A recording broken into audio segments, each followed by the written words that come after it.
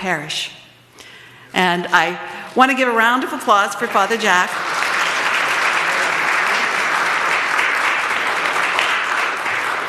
And I just realized I started too soon before the recording. So tonight we welcome Father Jack Demnyan, parochial vicar at Our Lady of Mount Carmel.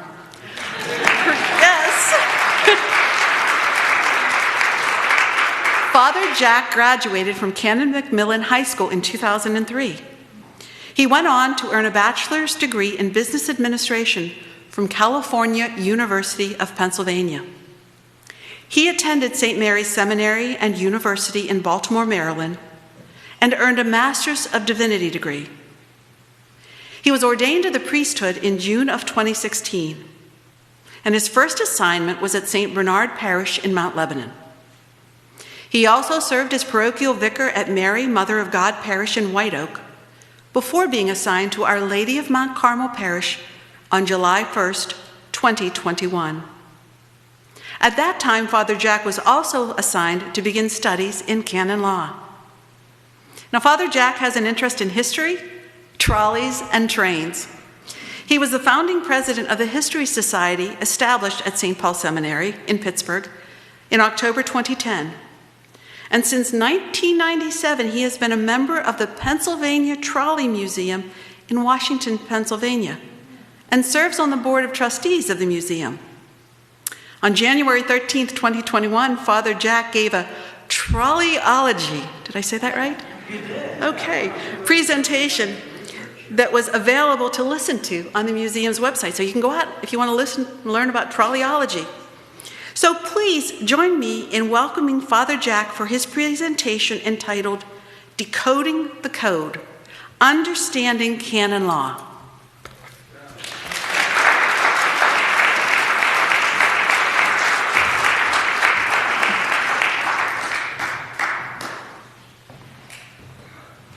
Well, I can't top that applause, so thank you and good night. Well, it's a joy to be with you, and boy, yeah, someone must have really did the homework looking at my resume there. That's yes, it is true. You can go on YouTube to the museum's YouTube channel and watch that. I actually did 2 trolleyologies. The first one's about an old type of streetcar that ran. And I'm sure all of you here are too young to remember this type of trolley, but it was a big one. And then the second trolleyology was actually different anecdotes about happenings on streetcars, including some streetcars being stolen from the Manchester car house down in the Manchester section of town. Anyways, I was told that's not what we're going to talk about tonight. When Janet asked me to to offer a talk, she said, you can talk on any subject, just don't talk about streetcars. I said, hey, rosary plus streetcars, what else could you want for an evening? But no, so as you heard, I am studying canon law. And just to give you a brief, really a rundown of how that really works is, number one, and some people, it's safe to assume this because it is the local Catholic university, the big Catholic university, but I'm not studying at Duquesne. People seem to think that that's the case. No, there's only 2 places in North America that offers what they call the JCL, the Licentiate of Canon Law, and that's the Catholic University of America in Washington, D.C., and the other university is St. Paul University in Ottawa, Canada. All the priests of this diocese have gone to Catholic University. I'm mentally preparing to go to Catholic University for 4 summers in a row. I'm thinking about reconnecting with friends that I made in Baltimore when I went to St. Mary's Seminary and University. So all these plans, you know what happened. I'm now going to St. Paul University in Ottawa. Okay, so that's what happens when you start making plans like that. God has a way of keeping you on your toes. So yes, I'm now an international student, and how I'm here instead of up there in the great white north is because all the classes for now are online on Zoom. And the whole thing has taught me to really, really, really appreciate teachers, because I'm hanging on here as a 37-year-old man, hanging on sometimes these classes, like trying to really pay attention. I can't imagine what the teachers had to do at, say, Holy Cross Academy with a bunch of fourth graders trying to teach online. That had to be really some time off of purgatory. So, I really give them a lot of credit. So, enough about me. Let's talk about canon law. And I should preface all this by saying, number one, the goal tonight is not to make you experts in canon law. And number two, equally, until I have my degree, I am also not a canon lawyer. So I'm very much still a student, and so I'm going to offer, hopefully, some words this evening, which, well, number one, will help you to understand just exactly what is canon law and why do we have it, and maybe have a deeper appreciation for what it is in the life of the church. So the number one thing we should talk about is, why is it called canon law? And so many people have made jokes since they found out that I'm studying canon law, like, oh, do you have target practice, with canon law? It's like, that's a good one, So, what is canon law? Why do we call it canon law? And the reason being is that canon, the word canon, basically means law. It's a derivation of the law, and canon can also mean something with authority, an authoritative collection. So, for example, we have the canon of Scripture, right? The canon of Scripture that was decided by the church. What constitutes the books of the New Testament? So, canon law is basically the law of laws, basically what it means. And what it means is that each paragraph has a number. That's each canon comes together and forms the code of the law. So it's a compilation of all the different decrees, all the different laws of the church. And you may ask yourself, which is the other point, why would the church have a law like that, a canon law? We have our faith, so why would we need the law of the church? It seems kind of like something you would just have off the side, something that isn't really all that important. And a lot of people have kind of said that in their own way, of saying, geez, boy, aren't you kind of like, wasting your time doing this? Isn't it much more important? And let me be clear. Offering the Mass, offering the sacraments is far more important than learning canon law. That's why I was ordained first, and then I'm studying canon law. But hopefully this evening will show just really what an important role the code of canon law is in the church. And so I really say this, at its absolute worst, it can be pharisaical. You're worrying more about following the letter as opposed to the spirit, and it can be in that regard. But really, at its best, what its intention is, it provides for us a ministry of justice and a ministry of equity in which all of us play by the same rules. Raise your hand if you like a double standard, especially if you're not on the benefiting end of that, right? So canon law ensures that the church has the same set of rules for everyone, that there isn't a double standard. I look at this ways too, that there's 79 million Catholics alone in America, and there's over 1 billion worldwide. So imagine if everybody got to pick and choose what they wanted to do and not to do as a church. That would be sheer chaos. And so the law kind of helps provide a certain kind of direction to how the church interacts in the world, especially all 1 billion Catholics, right? And I would also say this, that even though it may not necessarily appear to be the case at times, the code really is a reflection. It's an extension of God's mercy, because God's justice and God's mercy are interlinked with each other. And as I mentioned this at this weekend's Sunday Masses, is that oftentimes God's mercy is translated as a very frustrating kind of patience. We want God to just act all the time and make decisions, but yet in his mercy, he's very patient with us. And the code reflects that kind of patience. And I'll offer two canons, so two particular laws from the code that reflect this. And Canon 18 says, Laws which establish a penalty, restrict the free exercise of rights, or contain an exception from the law are subject to strict interpretation. So there's no loosey-goosey there. And Canon 36, paragraph 1, also offers that in a different kind of wording. It says, in doubt, a strict interpretation is to be given to those administrative acts which concern litigation or threaten to inflict penalties, restrict the rights of persons, harm the acquired rights of others, or run counter to a law in favor of private persons. All other administrative acts are to be broadly interpreted. So imagine if your bishop decided to really hit the hammer he was having a bad day and decided to throw the hammer at all of you and excommunicate all of you. Well, you would have recourse to the Code of Canon Law to initiate a process of defending your rights. So that's the code at its absolute best. So let's just go over a simple history, an outline of how do we get from the early church to the code that we have today, which was really promulgated not all that long ago. The current code in force, in effect, today was promulgated by St. John Paul II in 1983. So let's back up the clock, so to speak, and let's go back in time and see how the code developed as the history of canon law in the church.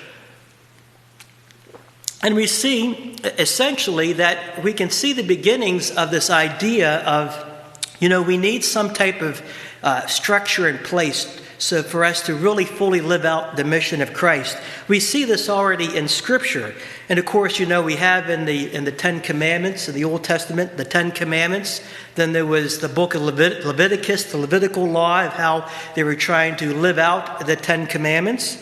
And then, of course, we also have, especially in the New Testament, examples of how even in the earliest of the early churches, just years really after Jesus' ascension, St. Paul and others were writing about how the church is to conduct herself. So from the Gospel of Matthew, chapter 18, verse 15 to 20, we see really what in canon law we would call a judicial act, a judicial process. Jesus says, if your brother or sister sins, go and point out their fault just between the two of you. If they listen to you, you have won them over. But if they will not listen, take one or two others along, so that every matter may be established by the testimony of 2 or 3 witnesses. If they still refuse to listen, tell it to the church. And if they refuse to listen even to the church, treat them as you would a pagan or a tax collector. Truly I tell you, whatever you bind on earth will be bound in heaven, and whatever you loose on earth will be loosed in heaven. So again, we see already this idea of this is how you are to act, to conduct yourself, especially when you may have what we call litigation with your brother. Acts 15, 22 to 30. This is basically an example of what we'd call today a decree, all right? So this is what's happening. This is the first council of Jerusalem. And the issue, if you remember reading from the Acts, is that we have Gentile converts. And the question is, how do we treat these Gentile converts? Because one side said they should really become Jewish first, essentially, go through the process of Judaism and then become Christian. And the other side said, no, that's not necessary. Let them do their thing and just get baptized. And so the apostles and the elders meet. And so we hear in Acts 15 what happens. Then the apostles and elders and the whole church decided to choose some of their own men and send them to Antioch with Paul and Barnabas. They chose Judas, called Barsabbas, and Silas, men who were leaders among the believers. With them they sent the following letter. The apostles and elders, your brothers, to the Gentile believers in Antioch, Syria, and Cilicia, greetings. We have heard that some went out from us without our authorization and disturb you, troubling your minds by what they said. So we all agreed to choose some men and send them to you with our dear friends Barnabas and Paul, men who have risked their lives for the name of our Lord Jesus Christ. Therefore, we are sending Judas and Silas to confirm by word of mouth what we are writing. It seemed good to the Holy Spirit and to us not to burden you with anything beyond the following requirements. You are to abstain from food sacrificed to idols, from blood, from the meat of strangled animals, and from sexual immorality. You will do well to avoid these things. Farewell." So the men were sent off and went down to Antioch, where they gathered the church together and delivered the letter. Well, this is the whole idea. You see how the sense of, okay, we have situations here. How do we make this fair? How do we enact this kind of justice that God's calling us to do with also that tinge of mercy? And then this was, of course, if you follow the daily readings, this was one of the readings from daily mass a few days ago, and this is St. Paul's letters to Timothy. And really, if you really want to read Timothy, really this is St. Paul talking about how the church should be, and this is again the beginnings, the seeds of the law, of the code. Because St. Paul is writing to Timothy as a young bishop. He's the first bishop of, I believe it's Antioch. And so St. Paul is kind of giving him advice how his church should be. And so Timothy 3, chapters 1 to 13, "The saying can be trusted. Whoever wants to be a bishop desires a noble task. Therefore a bishop must be above reproach, the husband of only one wife, temperate, self-controlled, respectable, hospitable, and a good teacher. He must not be a drunkard, not violent, but gentle, not prone to quarreling, not greedy. He must manage his own household well and ensure that his children are submissive and respectful in every way. For if someone does not know how to manage his own family, how can he take care of the church of God? He should not be a recent convert, so that he will not become conceited and incur the same condemnation as the devil. He must also enjoy a good reputation among outsiders, so that he may not fall into disgrace and into the devil's snare. Similarly, deacons, okay, I see a deacon right back here, so pay attention, okay? So deacons must exhibit a sense of dignity, not indulging in double talk or excessive consumption of wine, and not being greedy. They must hold fast to the mystery of the faith with a clear conscience. Let them first be tested. They can be appointed as deacons only if they are beyond reproach. Women must likewise exhibit a sense of dignity and not be given to spreading slander. They must be temperate and faithful in all things. Deacons must have only one wife and be able to manage their children and their own households. Those deacons whose work is exemplary will achieve a high standing and gain great assurance in their faith in Jesus Christ. And so in the code we have the offices of the church and who are qualified and who can assume office in the church to publicly preach and teach in its name. So from there, we have, these are just few examples. We could go on until 2 a.m. with scriptural examples, but I go to bed like around 10:30, so, we're not going to do that tonight. So what happens is basically this is how the church is being developed and the code's being developed. There's the apostles, and then the successor to the apostles, the immediate successors, the church fathers, begin to offer these letters to the different churches in response to something that happens, or the Holy Father does that as well. Now, what happens is, here's a little bit of history for you. You can impress your friends this evening. The Edict of Milan in 313. Does anybody know why that's important in church history? The Edict of Milan.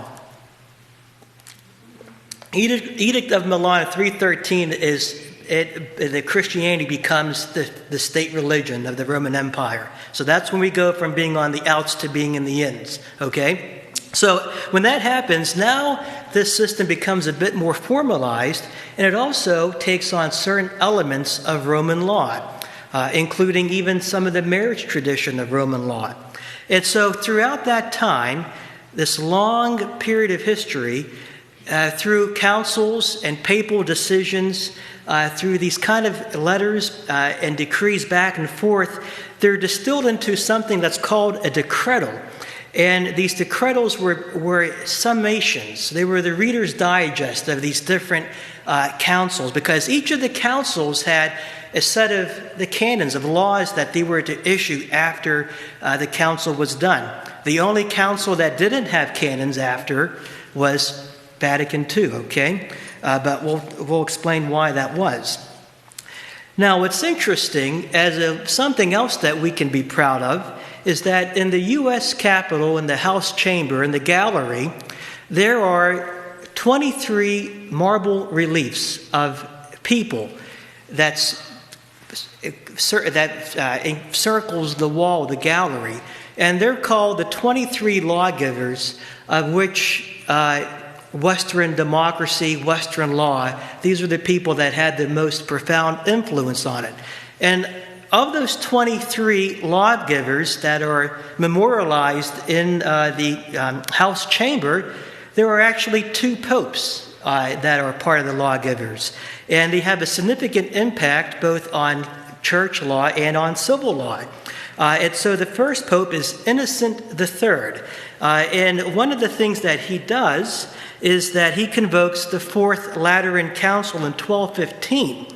And so here are the couple of things that we don't really know about Innocent III all that well, but here's a couple of things that we really still practice and are direct results of that Fourth Lateran Council. One is transubstantiation. This is when the definition is authorized as the way to explain the consecration, the real presence of our Lord in the Eucharist. So this is directly from the Fourth Lateran Council. This is also the beginnings of what we used to call the Easter duty. The Fourth Lateran Council said that you must go to confession once a year and receive the Eucharist once a year.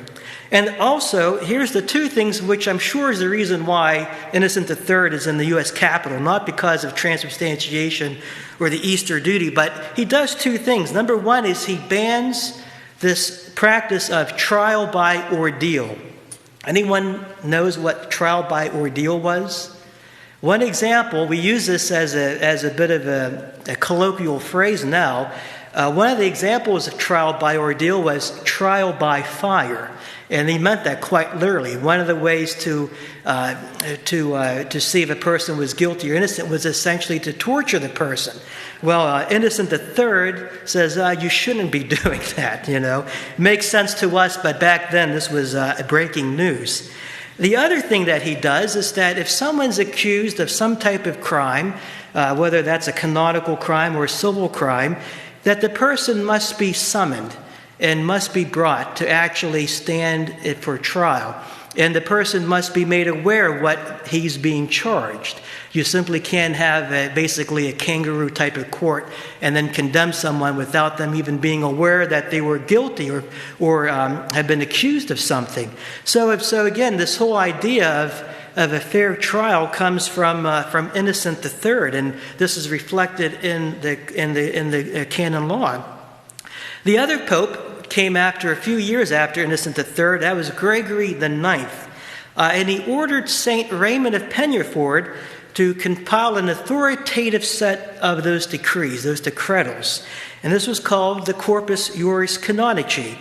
And one of the things that comes out of that is the notion of innocent until proven guilty.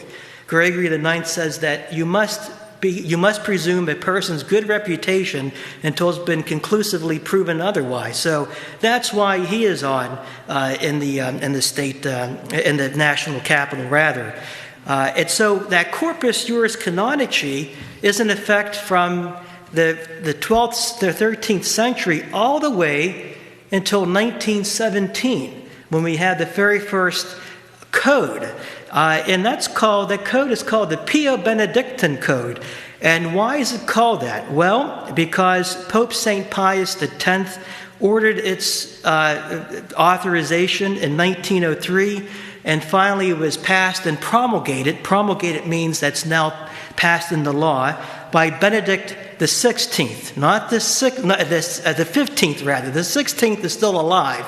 Benedict the 15th in 1917. And the two principal gentlemen who helped to take that Corpus Juris Canonici and distill it now into a workable modern type of code was Cardinals Pietro Gasparri and then also Cardinal Eugenio Pacelli. Anyone know Eugenio Pacelli? You might know him by another name, Pope Pius XII. Okay? So that code was in effect, again, as we mentioned, until 1983. And when Pope St. John Paul II promulgates the revised code in 83, he calls it the last document of Vatican II. And why does he call that? It's because the same day that now Pope St. John the 23rd convoked the council, he also authorized the revision of the code. So it took him that long to revise the code. And part of that was because they wanted to update the code to reflect some of the teachings out of Vatican II. So because of that, Vatican II did not have canons. They were thinking about coming up with a constitution, like we have a U.S. Constitution, and they actually thought out of the Vatican II that they would have a constitution for the church. And we kind of do, but not in the legal sense. We have the Constitution called Lumen Gentium, but that's more theological than legal. So now that we have the current code, let's take a look how this code is broken up. Just like we have books of Scripture, there are books of the code. So we have 7 books in the code. So the first book is General Norms. And this can get really interesting. It's one of those things where you have to really pay attention, but it's really the backbone of the code. It addresses the who, what, and how. Who? The persons. We have physical persons like you and I baptized, but there's also something called a juridic person. And a juridic person is, for example, this parish. This parish has certain rights and obligations under the code. The diocese is a juridic person. And who applies, who actually has to abide by this code? Well, that's canon number 1. This is the code right here, okay? There's 1,752 canons. I will read every one of them in 4 years, okay? But the first canon says this applies to Latin Rite Catholics, which is all of us here at Our Lady of Mount Carmel. We are Latin Rite Catholics. There are other rites of the church, Ukrainian Catholic, Ruthenian Catholic, the ones that have the onion domes, okay, all right? They have a different code. This is the code of canons for the Eastern churches. And I'll have to study that as well, because especially here, of course, in Pittsburgh, we have some cross-pollination between the different churches. So it's important to have some understanding of that. But we also know what kind of laws are there. We talked about a little bit of that. One thing we have, which you can actually see on display here at Our Lady of Mount Carmel, is an administrative decree. And so if you go into our office and you walk into the front and you see in this nice frame with a nice mat, you see this big letterhead from Bishop Zubik. And what that is, that's the decree establishing Our Lady of Mount Carmel Parish from the 4 parishes. So that right there is canon law show and tell. Right there, every day you can walk in and see that. And then the general norms also tell us how the laws are enacted and then interpreted. Book number 2. Now, this is something that actually you may want to take a look at from time to time. This book is called The People of God. And so in this book, in this subdivision, we see the rights and duties of all the Christian faithful, the rights and duties of the laity, the rights and duties of clerics, and it also shows us how the church is organized. And one particular canon I thought you might be interested in knowing, because again, we wouldn't think about this necessarily in church law, but here it is, Canon 219. All the Christian faithful have the right to be free from any kind of coercion in choosing a state of life. So there's no shotgun weddings here. No one took a gun to me or to Father Marinowski to be ordained as a priest. And if he did, that's an invalidating circumstance, okay? Here's Canon 220 is also interesting. No one is permitted to harm illegitimately the good reputation which a person possesses, nor to injure the right of any person to protect his or her own privacy. So we see from what we talked about in the medieval church, this is being distilled now in Canon 220. So if I go on Facebook and I write a real nasty comment about one of you, I'm breaking church law, kind of, huh? Something to think about. And then book 3, teaching function of the church. And this was what you would think it covers. It covers education, catechesis, even preaching, missions. There are certain norms, guidelines for Catholic schools. And it also defines the level of church teaching, something that's really, truly missed by a lot of people, especially in the secular media, is that there are different levels of teaching of the church. You know, Pope Francis makes a comment on Air Italia flying back to the Vatican. That's not the same kind of weight as a teaching from Second Vatican II, okay? Those things are two distinct things. And one of the things that it talks about, Canon 749, is when does the Pope or the College of Bishops declare something to be infallible, and there are requirements in the code. Book number 4 is the sanctifying function of the church, and this pertains to the sacraments in particular. And here we're talking about who can receive them, who can administer them validly. It does not regulate the liturgical laws, so to speak. That's a whole separate enchilada, in terms of like what color to wear on what day. That's not found in canon law. But what can be is who can administer the baptism, who can administer a sacrament, who can receive them, and what makes a sacrament valid. There's also norms for sacred places, of course, sacramentals, and for relics. And so, for example, Canon 1190 says it's strictly forbidden to sell relics. So I'm on a one-man crusade to support Canon 1190. Go on eBay and type in relic, and there's about 500 search results that come back at you. So I'm on a one-man crusade to bring back 1190 here to help us keep the saints under the church protection.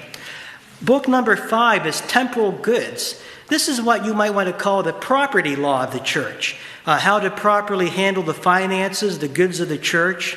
Father John can't go and sell the tabernacle so he can go on a Hawaiian vacation. These kind of things helps us to regulate these things.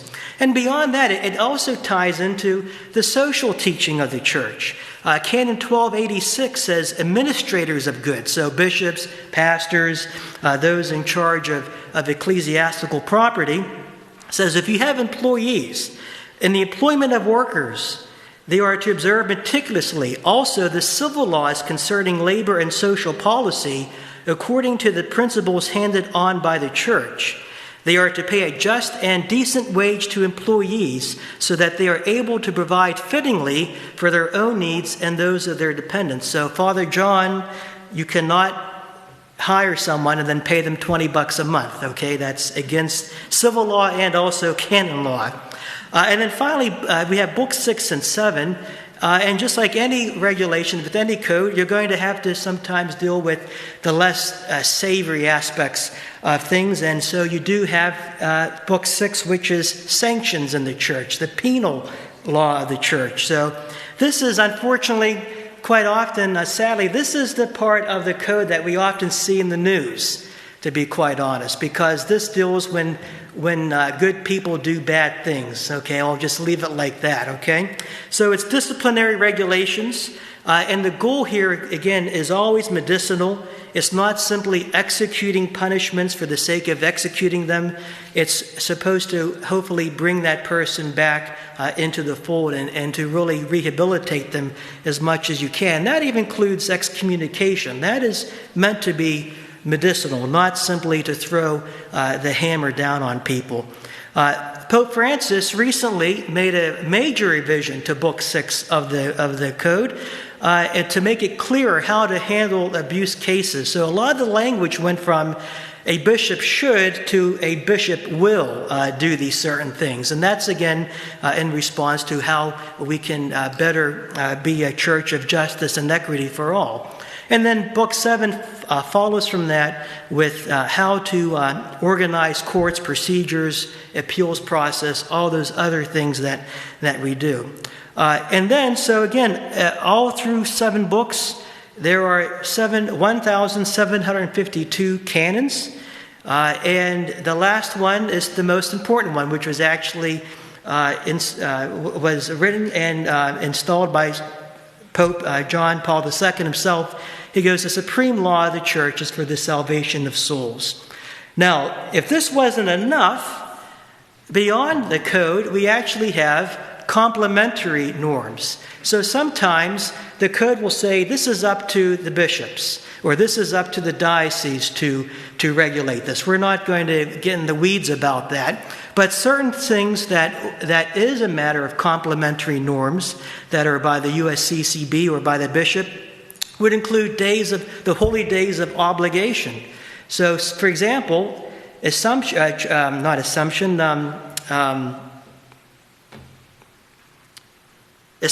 There we go.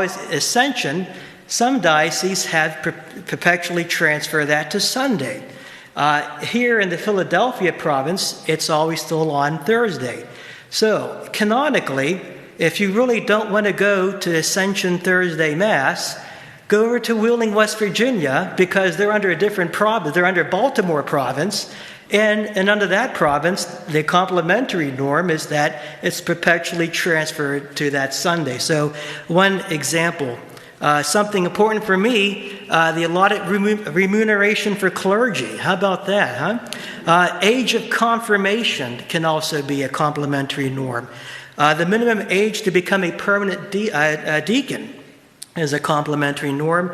And then also terms of pastors. You know, we have pastors that are installed for terms of 6 years. That is actually a complementary. That's not found in the Universal Code, but rather in the USCCB Code. So that, in a nutshell, we did pretty well, I think, huh? That, in a nutshell, is the code. And so I've been told that we can take questions if I haven't totally glazed all of you over. Are you still with me? Okay, all right. And I think we're going to actually have a wireless microphone passing around so we don't have to scream in church.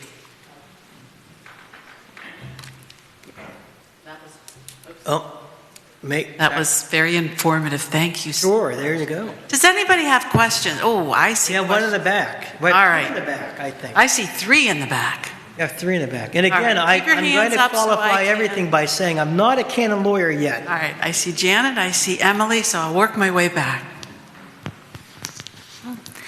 I have 2, and I hope they're kind of short.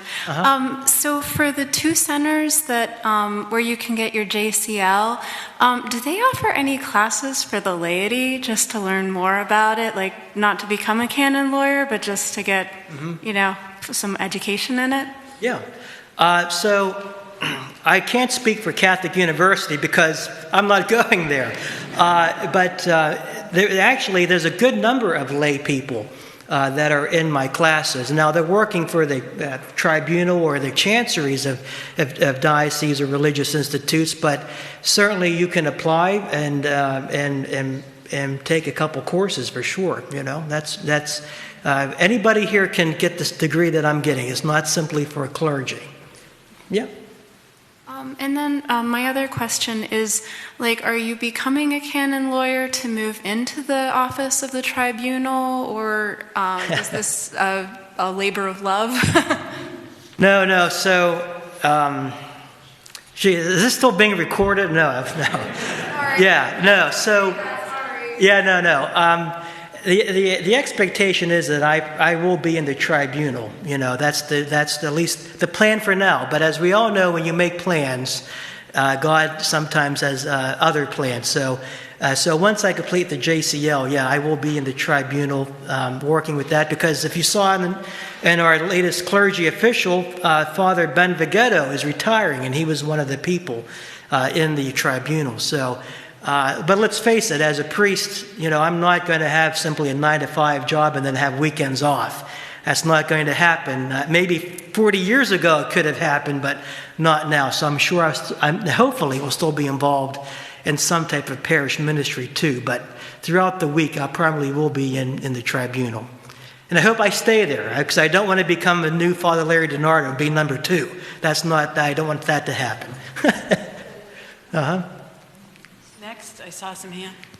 Yeah, I think we had a couple back here too, yeah. Could you give us an example of the medicinal remedy, so to speak, for behavior not becoming of the canon law? When you said they're medicinal. Yeah, well, the intent is medicinal in the sense that, for example, it's medicinal for the church and hopefully for the person to recognize the severity and for a penance. In other words, there's no death penalty in the Code of Canon Law. It's the idea that there's always, and the Code itself speaks that there is a way for the person to be rehabilitated. And that even includes priests who have been laicized, and that's really not the correct term. For example, if you're at a plane that's going down and there is a former priest, the church, by the code, gives him authorization to absolve you, even though he's no longer functioning as a priest. Now, that's also a theological ramification of holy orders. But that's the kind of medicinal purpose of the code, is that there's always a way to come back. For example, you might remember this which Francis then clarified to say, no, this is now a permanent faculty. If a person came to confession and confessed that they either procured or helped to procure an abortion, that person was under excommunication, under interdict is what they call it, and that had to go to the bishop and then to Rome. Well, Francis said, no, I'm authorizing the priest in the year of mercy to release that person from the punishment, the canonical punishment.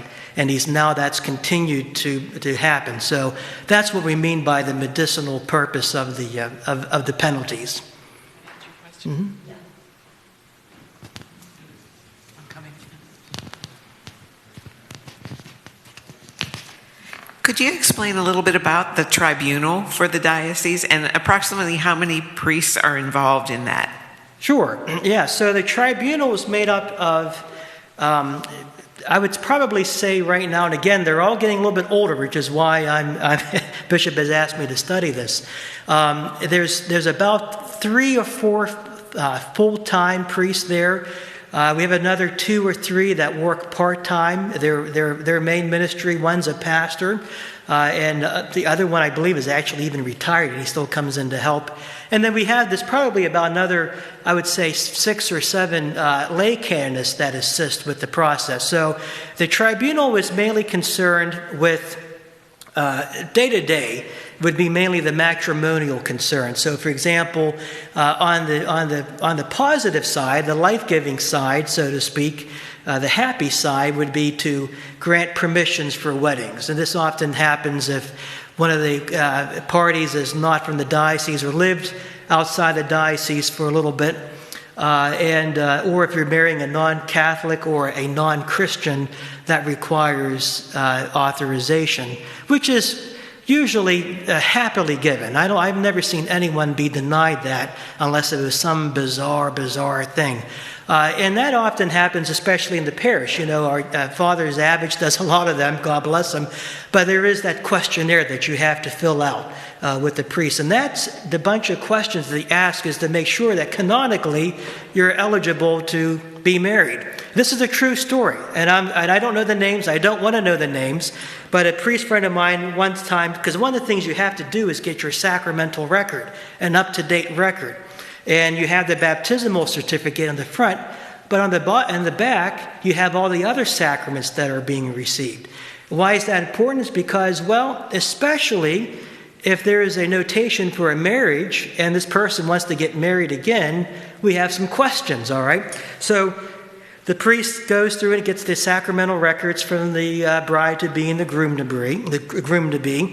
And the priest just was thinking, I'm sure this has been discussed. And so he talks to the couple, goes to the groom-to-be and says, can you talk about this marriage about 10 years ago? Has this been annulled? And the fiance said, what marriage? Oh, boy, it's like, yeah, I'm pretty thirsty. Okay, so that's part of it. The tribunal also, speaking of which, also then would help a person go through the annulment process, which again, it can really maybe recreate some bad memories, go through that kind of path, but also can be medicinal because now there's closure to that. Okay, so that's my hope. That's at least my prayers that when I'm in the tribunal, that the person walking away from with that decree of nullity can feel like there's been some true closure and healing. And again, the tribunal would also work with this kind of penal thing. So whenever, unfortunately, someone's accused, that goes through the tribunal process at this level. Then we have to bump it up. If it reaches a point, then it has to go to the Vatican. So, yeah. Any more questions? I'm looking for hands. I know there were some. Okay. We have one here in the front. This side, you better think of a question over here. I mean, this side's over here. You got to give me my walking, so you have to come up with. Yeah, you're getting your 10,000 steps in here tonight. I think maybe you've answered this slightly, but is it the bishop who has requested this new endeavor of you, or is it something that you have expressed an interest in and then they approached you with it? How does that work? Well, I think it depends. I think some guys do it strictly out of obedience. I'll tell you my story, how this all happened.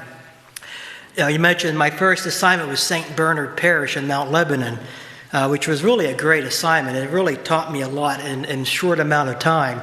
And the pastor there was Father David Bonner, okay? Well, now Father David Bonner is Bishop Bonner of Youngstown, Ohio.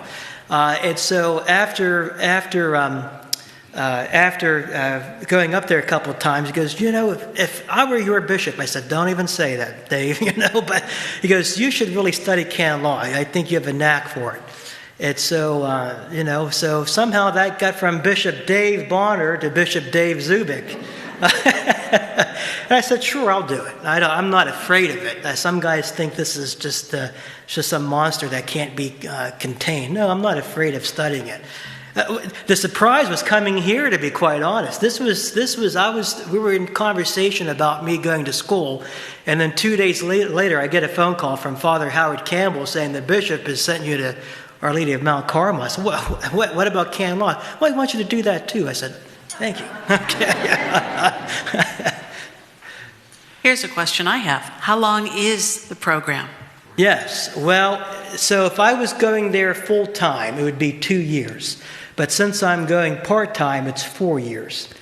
So the first 3 years is online, and then my last year I will have to make the trip up to the Great White North of Ottawa for a year for my last year, which is fine by me because that's when you have to deal with comprehensives. Anyone's ever had to take a comprehensive exam and basically a thesis I have to write to get this degree. So as much as I love being with all of you, it's important that I have access to a canonical library and people who I can kind of throw things, bounce off and get their ideas and input. So I'm looking forward to that, but I'm not looking forward to the snow, I can tell you that. And you are in what year now? I'm in year 2 right now, yeah. All right. Yeah, year 2. Anyone else have any questions? Now is your time. Oh, I see.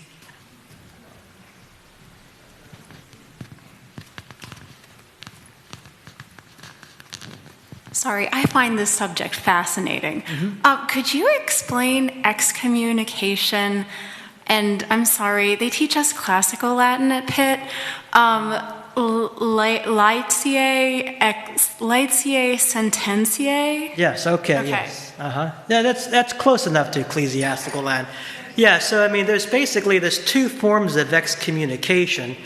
And the one you talked about, the latae sentiae excommunication, is by far the most common. And basically that means that by the act itself, you have excommunicated yourself. So when you commit a canonical crime, and abortion would be a canonical crime, by that very act, you're already excommunicated. It doesn't require someone from Rome or from the bishop's office handing you a letter saying, congratulations, you're now outside the church. The other one is the more formal declaration of excommunication, which doesn't rarely happen all that often. It rarely happened, but the last time it actually happened, as far as I know locally, happened right after the Diocese of Greensburg was formed, from what I understand. Bishop Kinnair, a priest, really angered him, and so he excommunicated by a formal decree this priest. So that's the last. Again, that's something you don't see. Has anyone seen the movie Becket? No, it's a great movie about Thomas Becket, the Archbishop of Canterbury, and he excommunicates some of the king's men, and that's a formal type of excommunication. So, yeah.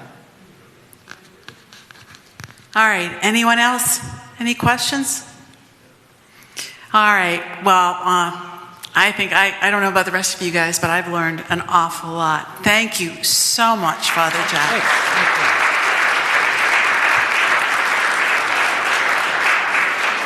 And two things. First,